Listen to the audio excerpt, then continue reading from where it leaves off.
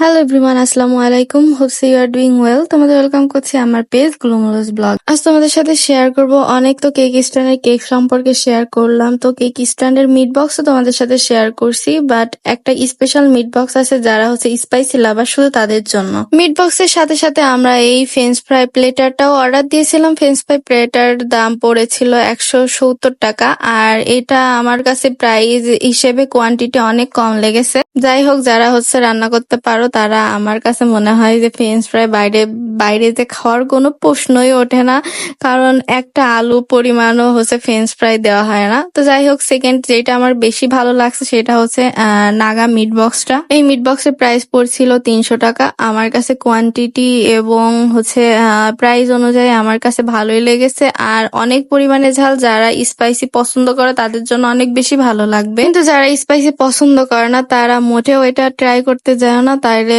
খুবই খারাপ একটা অবস্থা হয়ে যাইতে পারে। তো আমার কাছে এর হচ্ছে মিটের পরিমাণও অনেক বেশি ছিল, ফ্রেঞ্চ ফ্রাই পরিমাণও কম ছিল, সব মিলে ব্যালেন্স ছিল। আর আমার কাছে মনে হয়েছে এটা হচ্ছে অনেক ভালো টেস্টি। আর যে যে হচ্ছে ট্রাই করেনি অবশ্যই এটা ট্রাই করতে পারো। এটা হচ্ছে একজন খেয়ে শেষ করতে পারবে না, এত পরিমাণে ছিল। তো আমার কাছে মনে হয়েছে এটা দুইজনের জন্য অনেক বেশি। তো তোমার ফ্রেন্ড ফ্যামিলি মিলে যে এটা অবশ্যই ট্রাই করতে পারো। তো আজ এই পর্যন্ত। আসসালামু আলাইকুম, আল্লাহ হাফেজ।